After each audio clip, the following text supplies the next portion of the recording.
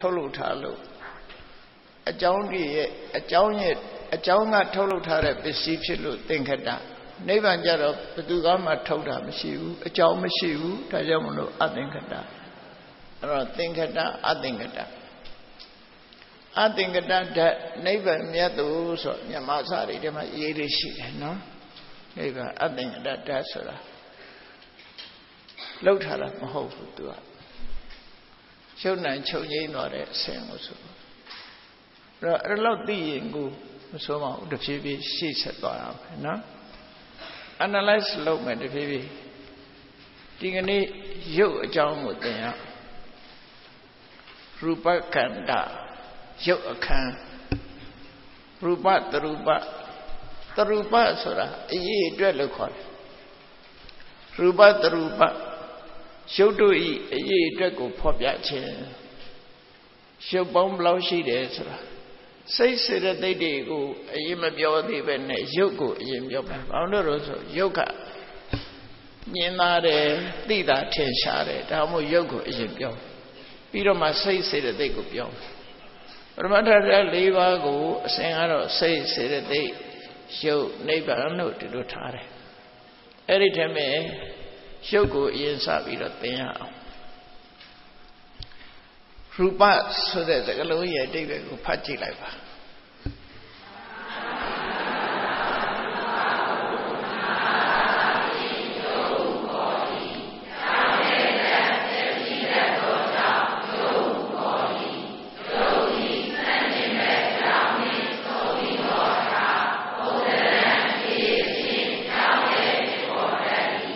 ဟုတ်ပြီ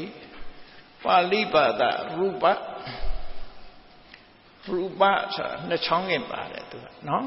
ပါဠိစကားလုံးနဲ့ပြောမယ်ဆိုရင်ရူပလို့ပဲပြောတာဗမာတွေလည်းမှဲ့တတ်ပါတယ်ပရူပလို့ဒေါ်ရူပလို့မှဲ့တတ်တယ်နော်ရူပရုပ်မြန်မာဘာသာမှာရုပ်လို့ရေးတယ်အဲ့တော့ရုပ်လို့ဆိုလို့ရှိရင်မြန်မာမှာတောင်းမှုတတ်တာလည်းရုပ်ပဲပါးနဲ့တတ်တာလည်းရုပ်ပဲဒီနေရာမှာရူပကိုရည်ညွှန်းတဲ့အခါမှာပတ္တနဲ့ရေးရမယ်ဒါလေးတွေလည်းကိစ္စပြီးတော့မှတ်ဖို့နော်အဲ့တော့အတန်တူးနေပြီမဲ့လို့စလုံးမမတူတာဘာကြောင့်ရုပ်လို့ပတ္တနဲ့ရေးရတော့ဆိုရူပဆိုတဲ့စကားလုံးကလာလို့အပါဠိနဲ့တွဲပြီးတော့အဲ့လိုတွေမှတ်တာရုပ်ဟိုရုပ်မာတယ်တို့ရုပ်ညံ့တယ်တို့ဆိုတာတွေကြတော့ရပလက်နဲ့ရုပ်တာအတန်တွေအတူပါဠိဖတ်တဲ့အခါကျတော့ရှုပလို့မဖတ်နဲ့မြန်မာသံတော်ရုပ်လို့ဆိုပေမဲ့လို့ပါဠိဖတ်တဲ့အခါမှာရူပဆိုအင်္ဂလိပ်မှာ y နဲ့ r နှစ်ခုရှိတယ် r ကြတော့ရှာလိမ့်တန်နဲ့ဖတ်ရမယ်ဒါy နဲ့ကြတော့ရှာလိုက်တော့မဖတ်ဘူးဒီဟာကအာသံနဲ့ဖတ်ရမယ်နော်ပါဠိကြတော့ရူပလို့ပဲဖတ်ရမယ်ယူပလို့မဖတ်ရဘူး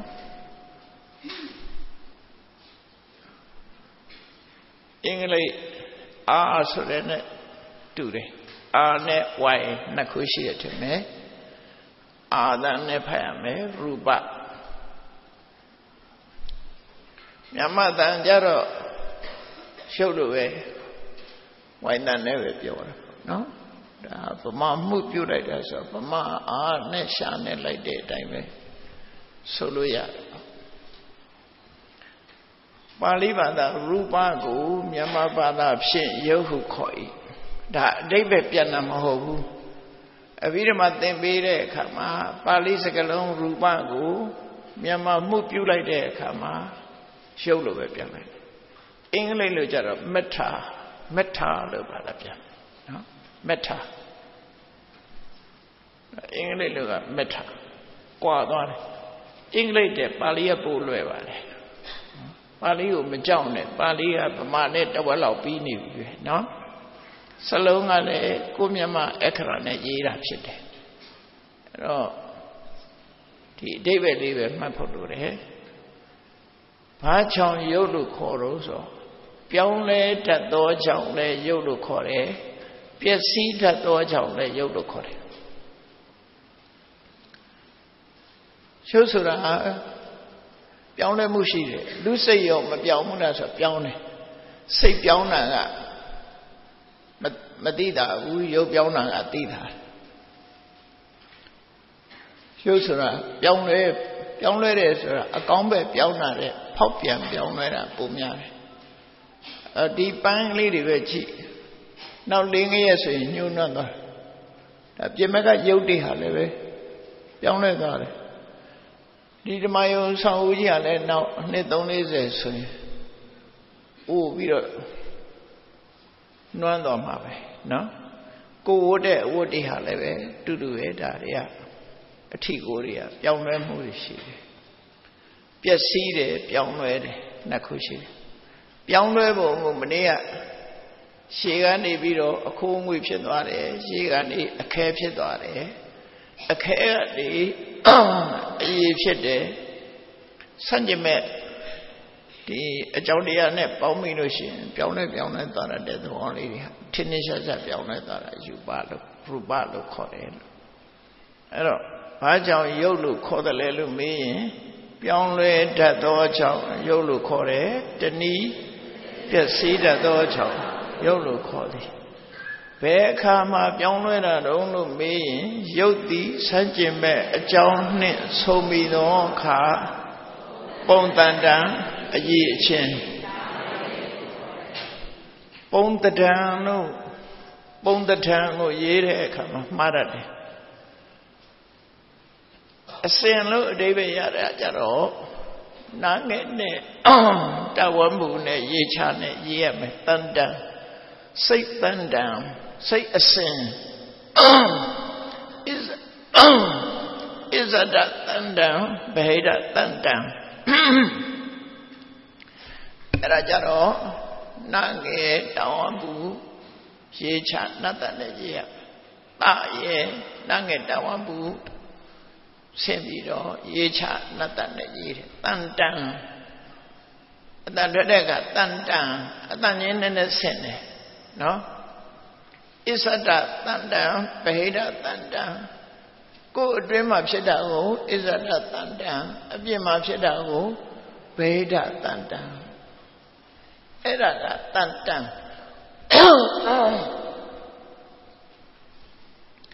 မတူတာလေးတွေကိုခရူးဆိုင်ပြီးတော့မှတ်ဖို့လိုတယ်နော်ဒါအကြတော့ပုံပန်းတံအကြတော့တန်ထံလို့နာကြီးနဲ့ထဝမှုနဲ့ရေးရနာကြီးနဲ့ထောက်အောင်ပဲပြောတယ်နာကြီးနဲ့ထောက်အောင်ပဲနဲ့ရေးရနော်ထောက်အောင်ပဲနဲ့ရေးတဲ့အခါမှာတမျိုးတိုင်းရင်ကောင်နဲ့ရေးတဲ့အခါမှာတမျိုးမတူတတ်ဘူးထောက်အောင်ပဲတိုင်းရင်ကောင်ထောက်အောင်ပဲနဲ့ရေးတဲ့အခါမှာခေါင်းကနောက်ပြန်လှည့်ထားတယ်တိုင်းရင်ကောင်နဲ့ရေးတဲ့အခါမှာသူ့ဗေဒရှင်းရသိလို့ကြောခင်းတယ်ခေါင်းကရှေ့မှထားတယ်ဝန်ရမောက်ပုံကြီးမတူဘူးနော်ဖြောင်းပြန်မှတ်ထားတယ်သိချာမှတ်ထားတယ်ဘာလို့ဒါလေးချင်းမရှိတဲ့ခါကျတော့မှားရတယ်တတလင်းကြီးနဲ့နာကြီးနဲ့ဆင်းတယ်ရှိတယ်အဲ့ဒါကြတော့မတ်တက်ဆင်းရတယ်တတလင်းကြီးကိုနာကြီးရောက်ကမတ်တက်အနေထားမျိုးဆင်းကန္တကဆူးဆိုလို့ရှိရင်အဲ့ဒီပုံစံနဲ့ရေးရနော်နာကြီးတတလင်းကြီးအပေါ်ကနာကြီးရေးပြီးတော့တတလင်းကြီးကမတ်တက်အနေထားသေးသေးအဲ့ဒါနာကြီးနဲ့တတလင်းကြီးဆင်းပုံနာကြီးနဲ့ထဝမ်းပဲနဲ့ဆင်းတာကြတော့အခုထိတန်ထန်လို့ရေးတဲ့ဟာနာကြီးနဲ့ထဝမ်းမှုနဲ့ထဝမ်းပဲနဲ့ဆင်း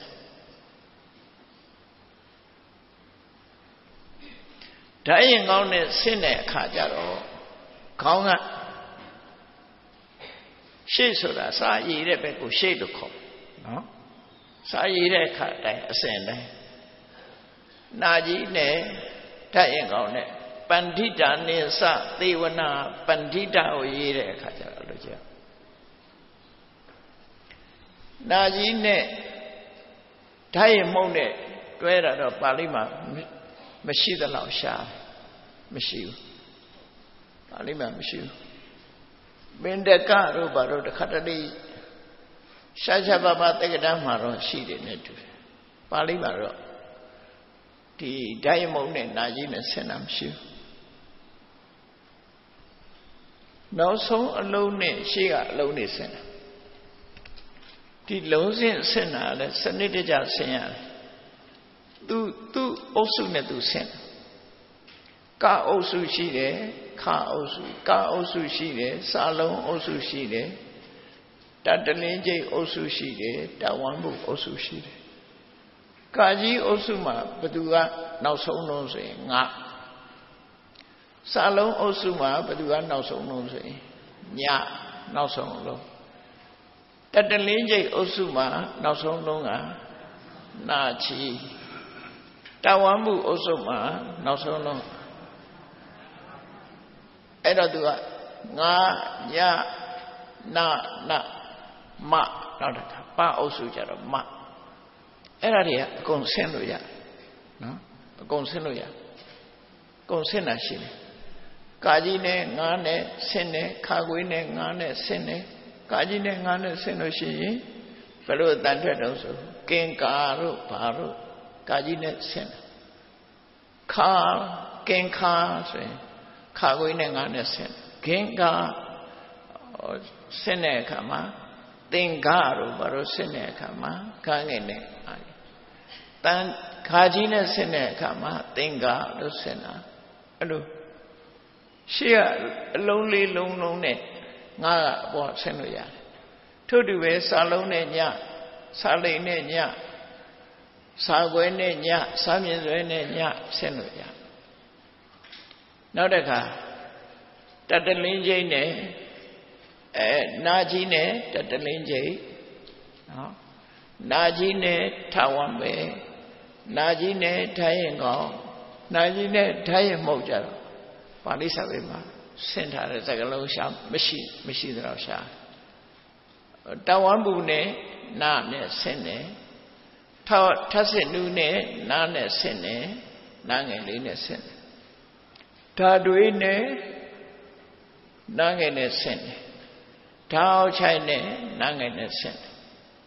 That sent lady 200 Sanitaja Lucent. Ready, thinking at Sagalon lady of Matago.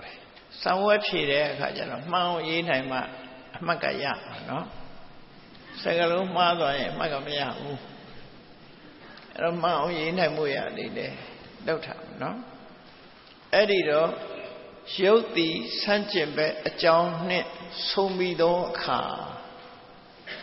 Pondaran sort of shape, no? Pondaran. Tajaro Tandang no Maya, Pontan no year. Isanda Tandang, Behida Tandang Jaro, Nanganeta, Wambune Jira. Tajaro Tantan no year, Era, Sagalo, Matu, the Chamapo. Kamatagama, Palina Sendi, that's it. Pombantan Tans, a shape. Hutandan Jero, process to call it. Safe a sin. English of Janole, but do. Ero, so me don't cap, Pondadan, young daughter, etc. She have Pondadan, a ye, and it hung a libido, a don't care, young daughter. And we ship young one. And we had Nibiro, a don't capture day, a ye pity, a bone and young, no? The child takes out a yard sheet. I do, young daughter day, such a minute to day come. Toba Kago, a booby like that, a ye young one, ye pit. I do, on the town.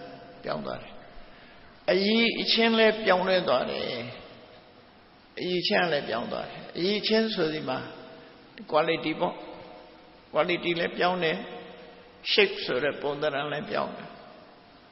အဲ့လိုပြောင်းလဲသွားတတ်တဲ့ထင်ထင်ရှားရှားပြောင်းလဲသွားတတ်တဲ့သဘောကိုယုတ်လို့ခေါ်တယ်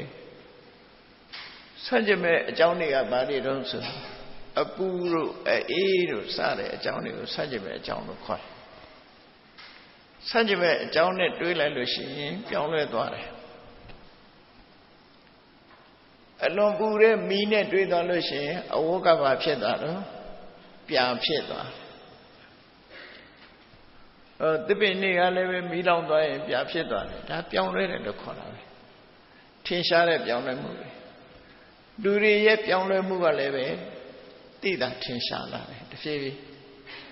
တဲ့50 60ရတဲ့အခါမှာခေါင်းမောကဆွေးနေဖြူလာတယ်ဒါပြောင်းလဲမှုပဲပေါ့အရည်တွေတွန့်လာတယ်ပြောင်းလဲမှုသွားတွေကျိုးတယ်ပြောင်းလဲမှုပုံပန်းတရဏေကလည်းတဖြည်းဖြည်းပြောင်းလဲလာတယ်အဲ့ပြောင်းလဲမှုတွေကိုသတိထားဖို့ရုပ်ရဲ့ပြောင်းလဲမှုဒါကိုယ်မှရှိနေတာကိုကိုယ်လေးလာတတ်ဖို့လိုတယ်နော်စာအုပ်ထဲကစကားလုံးကိုပေးပြီးတော့ကိုယ်မှရှာတတ်ဖို့လိုတယ်ကိုယ်တဏ္ဍမှာဘာရှိတယ်ဆိုတာသိဖို့ကဲကောင်းပြီရုပ်ဘာကြောင့်ရုပ်ခေါ်တော့ဆိုရင်ဘယ်လိုဖြေမလို့ပြောင်းလဲတတ်သောကြောင့်၎င်းပျက်စီးတတ်သောကြောင့်၎င်းရုပ်လို့ခေါ်တယ်ဘယ်ခါမှဘာတွေပြောင်းတာတော့ဆိုရင်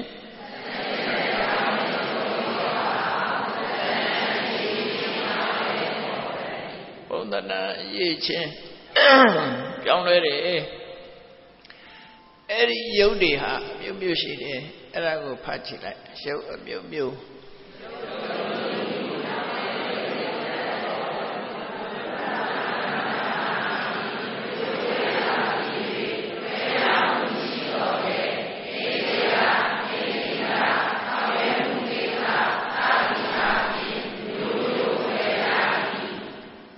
ဟုတ်ပြီ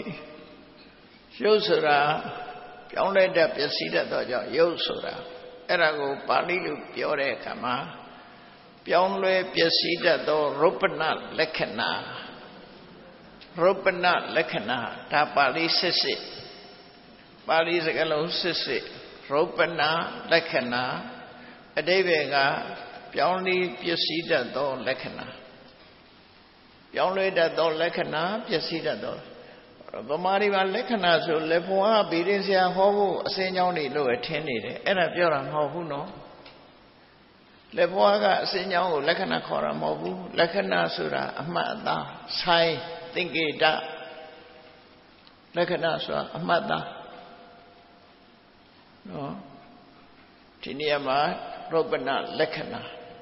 ဒီလက်ကလူရဲ့လက်ကိုပြောတာမဟုတ်ဘူးပါဠိစကားလုံးကလက္ခဏာလက္ခဏာဆိုတာဘာလို့အမှတ်အသား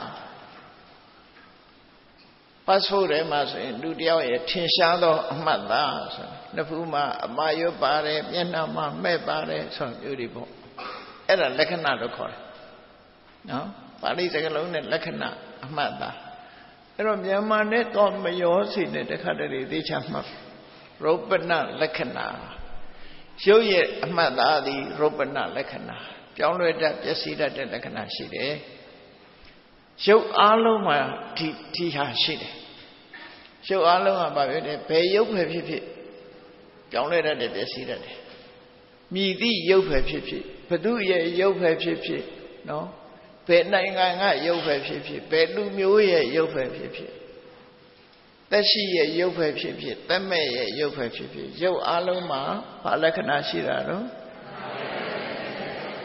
ရုပ္ပနလက္ခဏာရှိတယ်အဲ့ဒါအပြင်အလုံးဟာ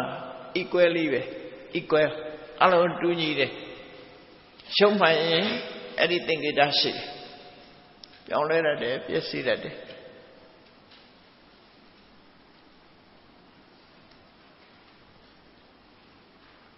တမျိုးတည်းသာဖြစ်၍ကွဲပြားမှုမရှိတော့လေအဲ့ဒီရှုထောင့်ကကြည့်ရင်ယုံမှန်သမျှအတူတူပဲ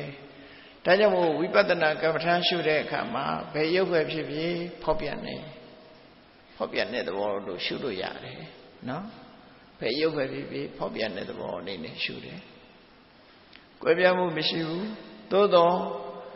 နေတယနေတိတသ တာနှလုံးဆင်ထားတယ်လို့ခေါ်တယ်သူကြတော့ရှင်းနောက်ရေးလိုက်တာအထက်အောက်တခြားနေရာတွေမှာအထက်အောက်ဆင်းတယ်အခုကရှင်းနောက်ဒီနှစ်ခုကရှင်းနောက်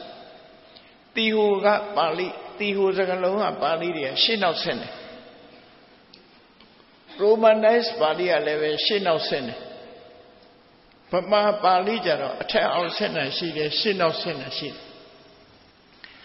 ရှင်းနောက်ဆင်းတာနှစ်ခုတည်းပဲရှိတယ်သိလားရှင်းနောက်ဆင်းတာနှလုံးထဲပဲရှိတယ်နော်တဏ္ဍာတွေကအထက်အောက်တွေကြီးပဲကောင်းအဲ့ဒီနှလုံးကသားနဲ့ညအခုသားနှလုံးဆင်းရင်လည်းထက်ဗမာတော့သားကြီးလို့ခေါ်လိုက်တာအမှန်တော့နှလုံးဆင်းထားလိုက်တာသားနှလုံးညဆိုတာဗမာတွေသုံးတဲ့ညကအဲ့ဒါနှလုံးဆင်းထားတာပါဠိမှာပညာလို့သုံးတဲ့အခါ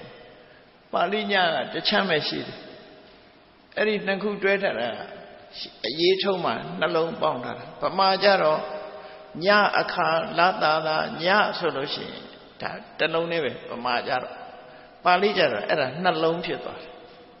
နော်မတူဘူးဆိုတာလေးတွေကိုမှတ်ဖို့လိုတယ်မြန်မာနဲ့ပါဠိမတူဘူးပညာဆိုတာနှလုံးညနှလုံးပေါင်းထားတာပညာမနေ့ကတွေ့ခဲ့တဲ့ပညာတိအဲ့ဒါညနှလုံးရှင်းတော့တွဲထားတာနော်ညရဲ့သရဲ့ရှင်းတော့ဆင်းတယ်ကျန်တဲ့အခရာတွေကအထက်အောက်တွေကြီးဘာဖြစ်လို့အထက်အောက်ရှင်းနောက်ဖြစ်နေရတယ်လဲ Romanize ရေးလို့ရှိရင်ရှင်းနောက်ပဲရေးတယ် Romanize လုပ်လိုက်ရင်နောက်တီဟိုစလုံးကလည်းရှင်းနောက်ထိုင်းစလုံးတော့မလေးလာဘူးလို့မသိဘူးရှင်းနောက်မြန်မာကအိန္ဒိယတောင်ပိုင်းကဗြဟ္မိအခရာကိုယူထားလို့အိန္ဒိယအခရာတွေကအထက်အောက်ဆင်းတယ်နော်အထက်အောက်ဆင်းတာရှိတယ်သူကြတော့3လုံး4လုံးဆင်းတာတောင်ရှိတယ်မြန်မာမှာလည်း3လုံးဆင်းတာရှိတယ်လေ3လုံးဆင်းတာပါတယ်တော့လူနာမဲ့တောင်မှဲ့ကြတယ်အိန္ဒရိယအိန္ဒရာတို့ဆိုတာ3လုံးဆင်းထားတာပဲဘယ်နှလုံးပါလဲအဲ့ထဲနန်းငယ်ပါတယ်ဓာရွေးပါတယ်ရရည်ပါတယ်3လုံးရှိတယ်အဲ့ဒါ3လုံးဆင်းထားတာပဲဗမာတွေလူနဲ့မဲ့တောင်မှဲ့ကြသေးတယ်နော်အိန္ဒြေဆိုတာအဲ့ဒါ3လုံးဆင်းထားတာခေါ်တယ်အဲ့တော့အဲ့ဒါလေးတွေသဘောပေါက်တာပါဠိနဲ့ဆက်ပြီးနေတယနေတိတနေတယဆိုတာမိယာနေတိတကမိတော်မိထထာမိယာနဲ့မိထသူနှစ်ခုရှိတယ်ကလထိုင်မောလူထိုင်နေလို့ရှိရင်ကလထိုင်ကနေတယထိုင်နေတဲ့လူကနေတိတဟုတ်လားနေတိတကလထိုင်မောထိုင်နေတယ်ကလထိုင်မောမိနေတယ်အဲ့တော့မိစရာနဲ့မိတ္ထာနှစ်ခုခွဲလိုက်အဲ့တော့ယုံမှလည်းပဲအဲ့လိုနှမျိုးရှိတယ်တဲ့နေတယနေတိတဆောင်ရွက်မှုကိစ္စရုပ်တရားတစ်ခုနဲ့တစ်ခုမတူကြဘူးဆောင်ရွက်မှုကိစ္စမိယာမိစရာမိတ္ထာရဲ့ဆောင်ရွက်မှုကိစ္စရဲ့အပြင်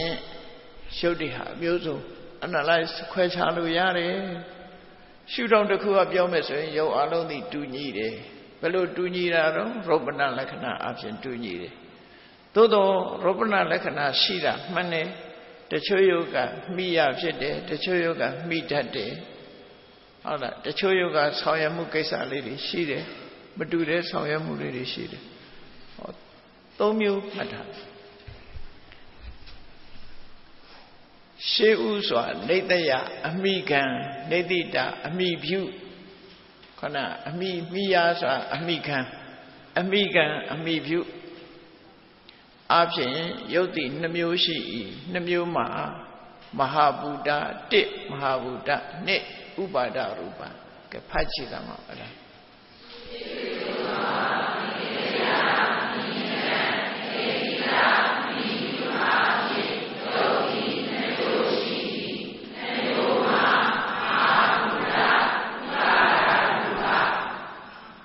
ဟုတ်ပြီမဟာဗုဒ္ဓနောက်က4ကဏ္ဍလေးထည့်ထားလိုက်မဟာဗုဒ္ဓ4 ဥပါဒရူပရဲ့နောက်က24လို့ထည့်လိုက်အောက်ကြတော့လည်းပြထားမှာအဲ့တော့နာမည်အနေနဲ့ပြောမယ်ဆိုရင်မဟာဘူတနဲ့ဥပါဒရူပလို့မဟာဘူတကနေတယဥပါဒရူပကနေတိတာ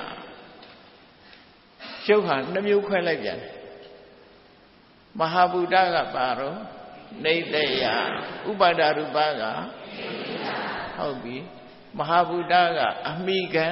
ဥပါဒရူပကအမိပြုနှစ်ခုကွဲပြားခြားနာပါခုနရုပ်ကိုထပ်ပြီးတော့ခွဲလိုက်တာအဲ့တော့အဘိဓမ္မာဆိုတာ analyze လုပ်ပြတာခွဲခြားစိတ်ပြပြ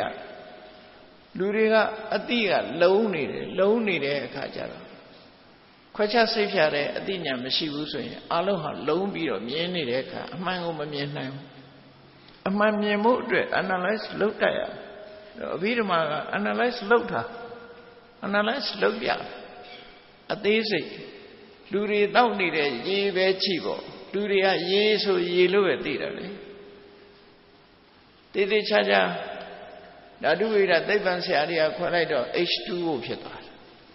သုံးမျိုးပေါင်းဆက်ထားတဲ့အရာဖြစ်သွားနော်အတန်သုံးမျိုးပေါင်းထားတာဖြစ်တယ် H2O ဆိုပြီးသင်္ကေတနဲ့အဲ့ဒါ analyze လုပ်တာအဘိဓမ္မာတရားဆိုတာလည်းပဲအမြဲတမ်း analyze လုပ်ထားတာရုပ်ကိုလည်းအသေးစိတ်ရှင်းပြမယ်နာမ်ဆိုတာကိုလည်းအသေးစိတ်ရှင်းပြအခုအချင်းဆုံးရှင်းပြလိုက်တာရုပ်ဟာဘယ်နှမျိုးတဲ့တော့ပါလိမ့်တော့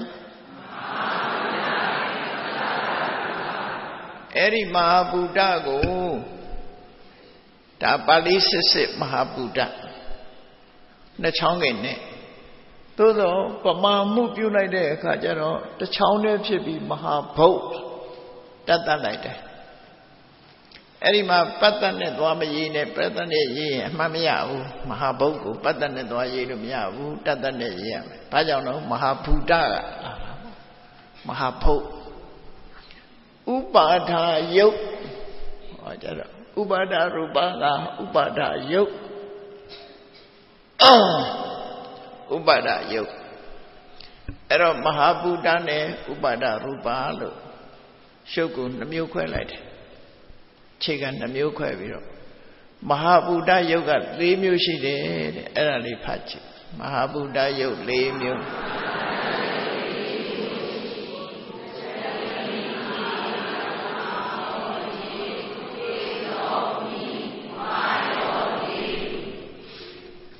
အဲ့တော့မဟာဘူတရုပ်၄မျိုးကိုမသားထားဘူးပထဝီအာဘောတေဇောဝါတကယ်ကိုဓာတ်ကြီး၄ပါးဆိုသဘာဝချင်းမတူတဲ့အရာ၄ခုကိုပြောတာနော်သဘာဝချင်းမတူတဲ့အရာ၄မျိုးပထဝီဆိုတာမြေကြီးဆိုတာအလုံးရဲ့မိယာဖြစ်တယ်ရှုပ်အလုံးရဲ့မိယာပထဝီပဲဒီမြေကြီးကိုပြောတာတော့မဟုတ်ဘူးနော်သို့တော့ဒီမြေကြီးရဲ့နာမည်နဲ့ပြောလိုက်တာပထဝီဆိုတာအလုံးရဲ့မိယာတစ်ခုလို့သူတို့ဆိုလို့ဒီမြေကြီးကိုသေုပ်ခွဲကြည့်လိုက်လို့ရှိရင်ပထဝီလည်းပါတယ်အာဘောလည်းပါတယ်တေဇောလည်းပါတယ်ဝါယောလည်းပါတယ်ဒီမြေကြီးကိုပထဝီလို့ပြောတာမဟုတ်ဘူးကျောင်းဒီမှာသင်တဲ့ပထဝီဘာသာရပ်ကိုပြောတာလည်းမဟုတ်ဘူးဒီပထဝီကနော်ပထဝီဆိုဒီမှာလူခန္ဓာကိုယ်မှာရှိတဲ့အမာခံသဘောမာရဲသဘောပြတဲ့သဘောအတုံးခဲဖြစ်နေတဲ့သဘောကိုပထဝီလို့ပြောတယ်မြေကြီးဆိုတာအတုံးခဲကြီးမာကြောနေတာအဲ့ဒါနဲ့တူတဲ့သဘောကိုပြောတာပထဝီလို့ပဲခေါ်လိုက်တယ်မြတ်စွာဘုရားကဒီစကားလုံးကိုသုံးတာမဟုတ်ဘူးသိပ္ပံဆရာတွေကလည်း earth element နော် water element fire element ဒါပဲ element ၄မျိုးသူတို့လည်းဒါကိုခေါ်တာပဲပထဝီအာဘောတေဇောဝါယောမြေရေမီးလေဒါအဆင့်တိုင်းပဲနော်ရေလေမီးမြေရေမီးလေ ကဲအဲ့ဒါလေးကိုဖတ်ကြည့်လိုက်ပါအောက်က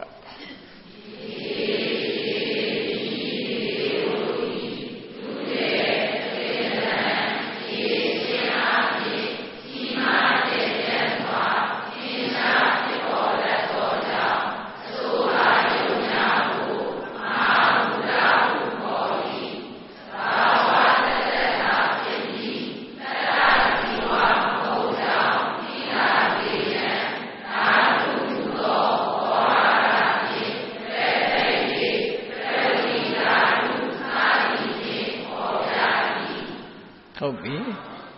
ကဲအဲ့ဒါလေးရက်ကြည့်အောင်သူ့ရဲ့သဘောကိုသိချနားလဲအောင်ကြည့်နော်ပြေပြီးလေတို့သည်ဒုထေအတွင်တတံအရေးချင်းအဖြစ်ကြီးမားကျယ်ပြန့်စွာထင်ရှားဖြစ်ပေါ်လာတယ်မဟာဗုဒ္ဓဆိုတာကြီးမားကျယ်ပြန့်စွာထင်ရှားဖြစ်ပေါ်ခြင်းမြေထုကြီးကအမတမကြီးတယ်ရေထုကြီးကလည်းအမတမကြီးတယ်လေထုမီးတို့ဒါတွေကလည်းကြီးမားကျယ်ပြန့်တဲ့အရာကြီးတွေလောကမှာထင်ရှားတယ်မတူညီတဲ့သဘောဝတရားကြီး၄ခုရှိနေတယ်နော်ကြီးမားကျယ်ပြန့်တယ်မဟာဗုဒ္ဓရဲ့အဓိပ္ပာယ်ကကြီးမားကျယ်ပြန့်တယ်ဒီအဓိပ္ပာယ်နော်ကျယ်ပြန့်တယ်အစုဘယုတ်များကိုမဟာဗုဒ္ဓကိုခေါ်တယ်ဓာတုနဲ့တွဲဖက်ပြောတာတော့ဒီမြေရေမီးလေဆိုတဲ့တဘာဝတွေဟာတဘာဝတက်တက်တာဖြစ်တယ်တရဝါလည်းမဟုတ်ဘူးအသက်လည်းမဟုတ်ဘူးလို့သူတို့ဆိုလို့နော်တရဝါမဟုတ်ဘူးလူတွေထင်တာတရဝါလို့ထင်နေတာတရဝါလည်းမဟုတ်ဘူးအသက်လည်းမဟုတ်ဘူးဓာတုသူ့ရဲ့တဘာဝတက်တက်တာဖြစ်တယ်ဓာတ်သဘောတက်တက်တာဖြစ်တယ်ပထဝီဓာတုအာဘောဓာတု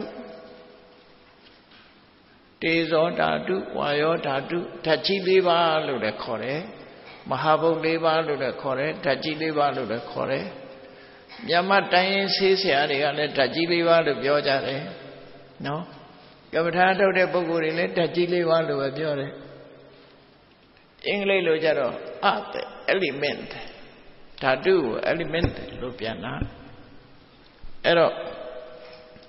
ဒီပထဝီအာဘောတေဇောဝါယောဆိုတဲ့သဘာဝတရားအစုအဝေး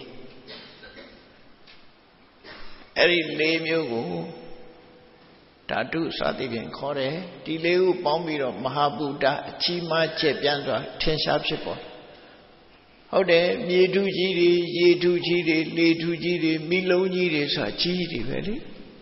ကမ္ဘာမှာကြီးကျယ်တဲ့အရာကြီးတွေရေမြေလေမီးတွေကြီးပဲအဲ့ဒီသဘောကိုအကြောင်းပြုပြီးမဟာဗုဒ္ဓဒီဖြင့်အဓိပ္ပာယ်တွေရှိသေးတယ်သူကအံ့ပွဲဆိုတဲ့အဓိပ္ပာယ်နဲ့လည်းရှိတယ်နော်ဒီမမကန်တယုတ်ဆောင်ပြတယ်ဆိုတဲ့အဓိပ္ပာယ်နဲ့လည်းပဲမဟာအဗုဒ္ဓဆိုပြီးတော့အဓိပ္ပာယ်မျိုးစုံဖွင့်တာရှိတယ်အဲ့ဒါတွေတော့အကုန်လုံးအခြေမပြောတော့ဘူးတရံဆောင်တယ်ပုံဆောင်တယ်ဆိုတဲ့နေရာမှာဒီတက်ကြီး၄ပါးကပုံဆောင်နေတာပဲအကြမ်းမြင်ပြောရမယ်ဆိုရင်တောင်ကြီးလို့ပုံဆောင်တယ်ပထဝီတို့ကဟောသမုဒ္ဒရာဆိုရေပြင်ကြီးအောင်ပုံဆောင်တယ်အာဘောနာခိတ္တလို့လေထူးကြီးကလည်းပုံဆောင်တယ်မီးလုံးကြီးတွေကဘာဖြက်မီးလို့တောမီးကြီးတွေကလည်းပုံဆောင်တယ်နော်ပုံဆောင်မှုတွေနဲ့ရှိတယ်သူတို့ကကြီးမားတယ်မဟာဗုဒ္ဓယုတ်တိအပြန်အလှန်မိ၍ဖြစ်ခြင်းနေတိတမိယာဖြစ်ခြင်းနေတယအားဖြင့်နေတိတနေတယနေတိတနှမျိုးဖြစ်သောကြောင့်နေတိတတစ်မျိုးသာဖြစ်တော်လေ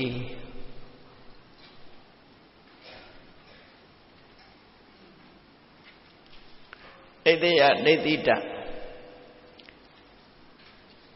နှမျိုးဖြစ်သည်အဲ့ဒီနေရာလေးမှာစာမှားနေတာလေးကိုပြင်အောင်မဟာဗုဒ္ဓယုတ်သည်အပြန်လံ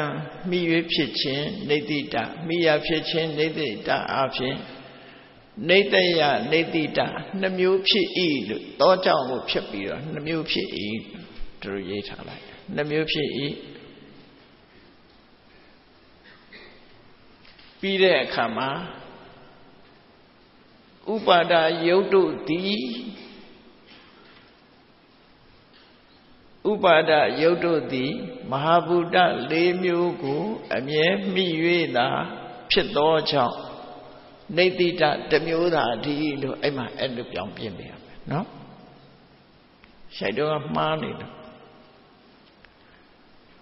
ဥပါဒယုတ်တို့သည်ရှင်းတဲ့လေးကနေတိတတစ်မျိုးသာဖြစ်တော်လေးဆိုတာလေးကိုဖြတ်ထားလိုက်ဥပါဒယုတ်တို့သည်မဟာဗုဒ္ဓ၄မျိုးလုံးကိုအမြဲမိ၍သာဖြစ်ကြသောကြောင့်နေတိတတစ်မျိုးသာဒီ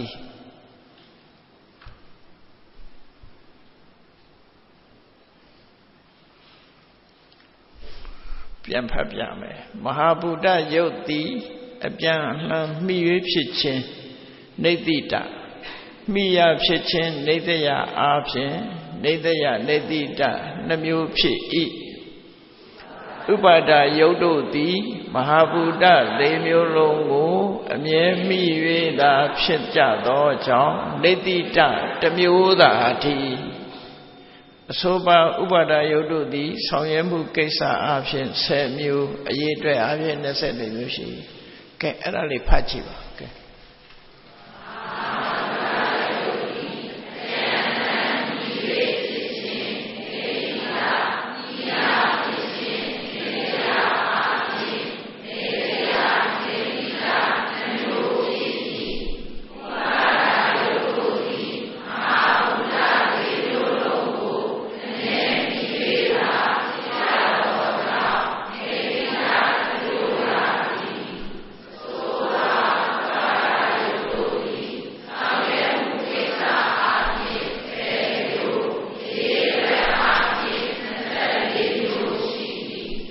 ဟုတ်ပြီ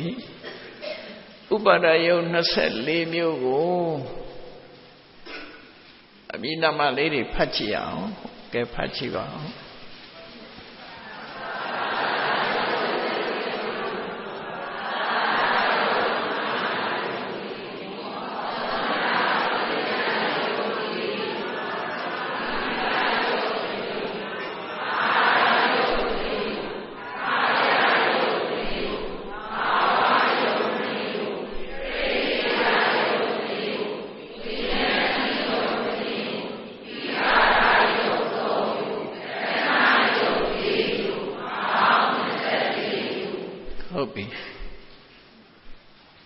လေးတွေတော့မှတ်မိအောင်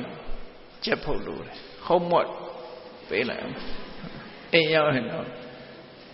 သိုးနေပြီးတော့အဲ့ဒါလေးဆောင်းဝဲဖြစ်ရင်ဒါမှအလွတ်ဖြစ်လို့ရမှာလေအခုရှင်းထားတာလေးကိုကြည့်နော်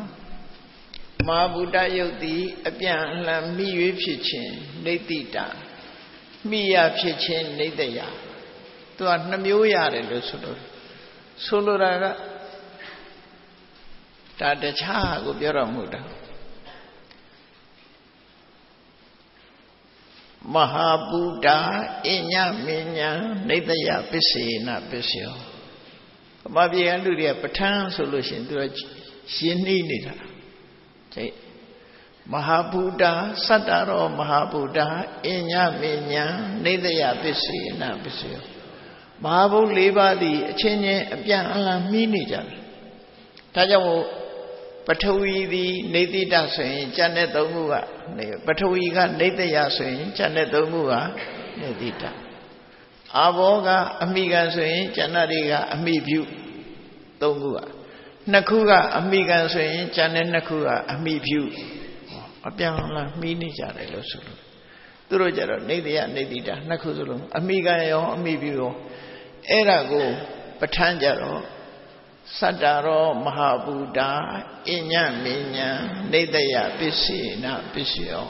မဟာဗုဒ္ဓ၄ပါးသည်ချင်းချင်းမှီပြုပြီးနေကြတယ်လို့တို့ဆိုတာနော်မိရတစ်ခုဖြစ်တယ်ဟောဒါသင်လိုက်ရင်မဟာပဋ္ဌာန်းနဲ့နားလဲသွားတာပေါ့ဒါမှမဟုတ်အခြေခံအဘိဓမ္မာဆိုတာကိုသင်ရနော်ကဲဥပါဒယုတ်တွေကြတော့စတ္တရောမဟာဗုဒ္ဓဥပါဒရူပနံနေတယပစ္စေနပစ္စယော သူကြတော့မဟာဘုတ်၄ပါးလုံးသည်ဥပါဒယုတ်တို့ရဲ့မိယာဖြစ်တယ်ဥပါဒယုတ်သည်မဟာဘုတ်၄ပါးလုံးကိုမိရတယ်သူကအမိကမဖြစ်ဘူးမိရပဲမိတာပဲဖြစ်တယ်အမိပြုတွေသာဖြစ်တယ်ဥပါဒယုတ်ကဘယ်တော့မှအမိကမဟုတ်ဘူးအမိပြုတွေသာဖြစ်တယ်အဲ့ဒါနှစ်ခုမြတ်စွာဘုရားကထိုသုတ်တံပါဠိတော်တွေမှာဟောလို့ရှိရင်လေရုပ်ကိုဒီလိုပဲနှမျိုးတည်းပဲဟောတာမဟာဘုတ်နဲ့ဥပါဒယုတ်လို့ခေါ်တယ်အဲ့တော့ပဋ္ဌာန်းလေးကိုလှမ်းပြောပြမယ်ဆိုရင်သတ္တရောမဟာဗုဒ္ဓဥပါဒရူပနာနေတယပစ္စေနပစ္စယောမဟာဘုတ်၄ပါးသည်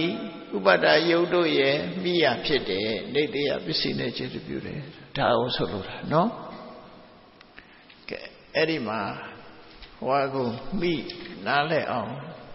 ပတ္တဒယုတ်ခောစရယုတ်ဇီဝိတယုတ်ရုပ်ကိုမကြက်ခြင်းပတ္တဒခောစရဇီဝိတအာဟာရဟရယဘာဝပရိစေရ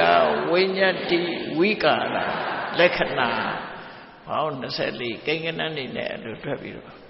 ခုံးမွတ်နေနဲ့တပြည့်ဟာကျတော့အလွတ်ရွတ်ပြနေအောင်လုပ်ခဲ့နော်